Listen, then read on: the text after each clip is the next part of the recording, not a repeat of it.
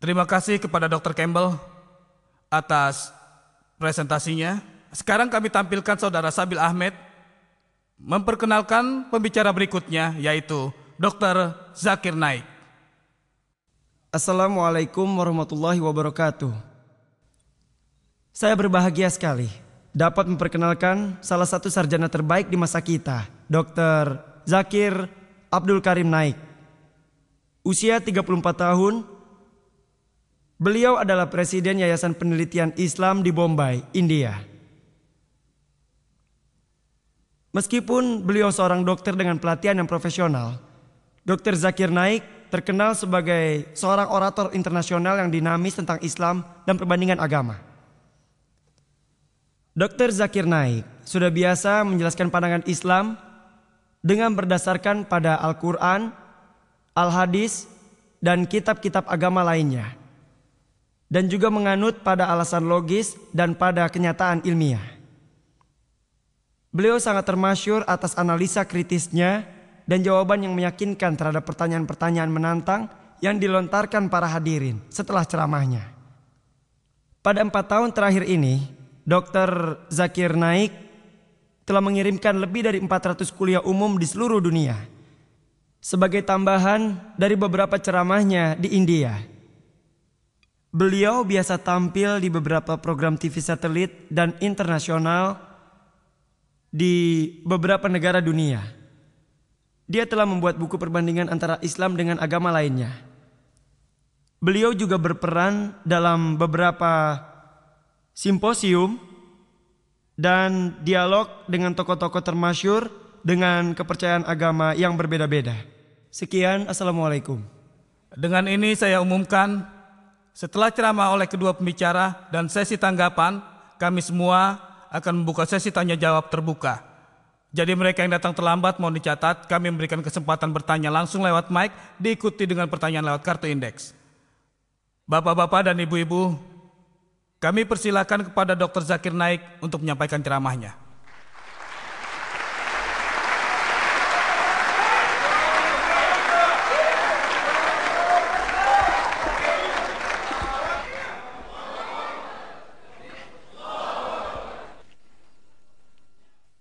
Alhamdulillah, wassalatu wassalam ala rasulillah wa ala alihi wa sahbihi ajmain, amma ba'du.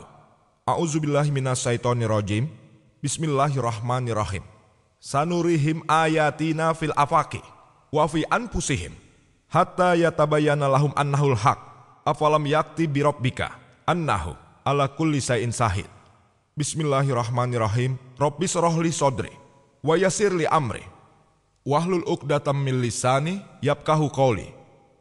Yang terhormat Dr. William Campbell, Dr. Marakus, Dr. Jamal Badawi, Saudara Saumel Noman, Dr. Muhammad Naik, sesepuh yang saya hormati, dan saudara-saudariku yang tersayang, aku akan menyambut kalian dengan salam Islam. Assalamualaikum warahmatullahi wabarakatuh. Semoga rahmat dan berkah Allah Subhanahu wa Ta'ala selalu menyertai Anda.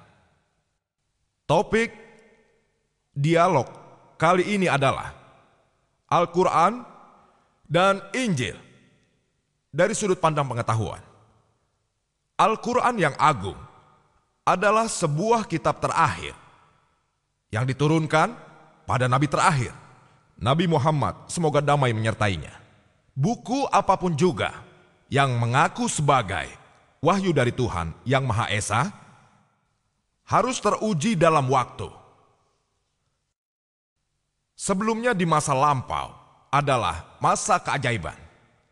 Alhamdulillah, Al-Quran adalah keajaiban dari keajaiban.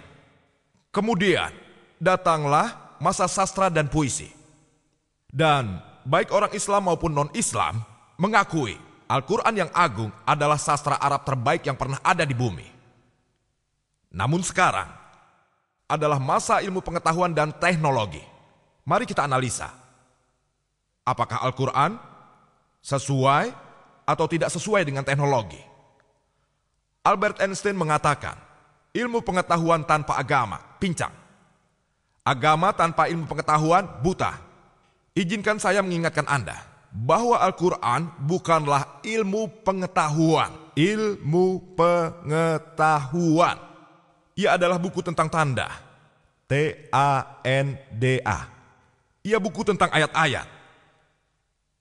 Dan di sana ada 6.000 tanda ayat dalam Al-Quran yang agung yang di dalamnya ada lebih dari 1.000 uraian tentang ilmu pengetahuan.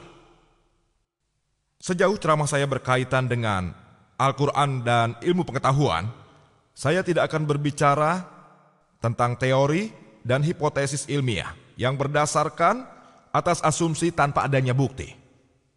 Karena kita semua tahu sejalan dengan waktu ilmu pengetahuan bersifat seperti belokan dan berbentuk huruf U.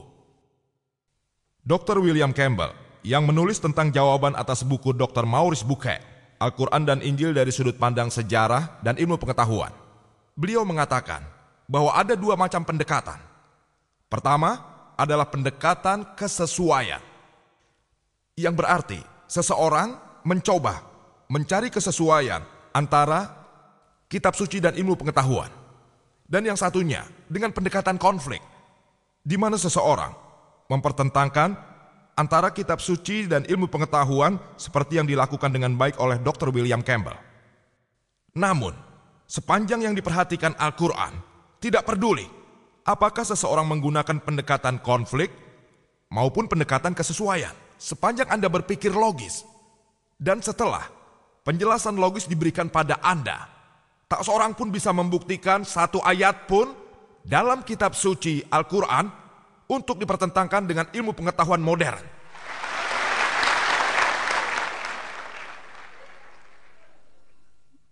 Dr. William Campbell telah menunjukkan berbagai dugaan kesalahan dalam kitab suci Al-Quran. Saya akan menyangkalnya, namun karena beliau telah berbicara terlebih dahulu, saya akan menyangkal beberapa poin dalam pembicaraan saya. Hanya bagian terpenting dalam pembicaraannya, terutama tentang embriologi dan geologi. Yang lainnya insya Allah akan saya coba dengan kemampuan terbaik. Saya memang tidak dapat berbuat tidak adil pada topik tersebut. Al-Quran dan Injil dari sudut pandang ilmu pengetahuan. Dua-duanya akan coba saya bicarakan. Dr. William Campbell tadi hampir tidak pernah berbicara tentang 1 atau 2 pokok tentang Injil. Insya Allah saya akan bicara keduanya. Saya ingin adil terhadap topiknya. Sejauh yang Al-Quran dan ilmu pengetahuan modern pahami, dalam bidang astronomi, para ilmuwan dan ahli astronomi pada awal-awal dekade, mereka menjelaskan bagaimana alam semesta terbentuk.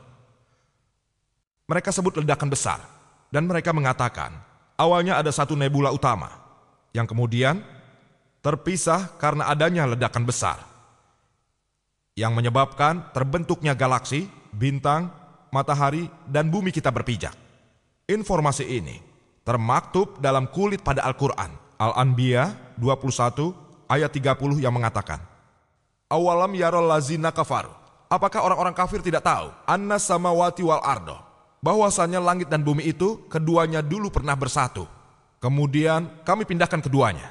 Bayangkan, informasi yang kita peroleh baru-baru ini, Al-Quran menyebutkannya 1400 tahun lalu.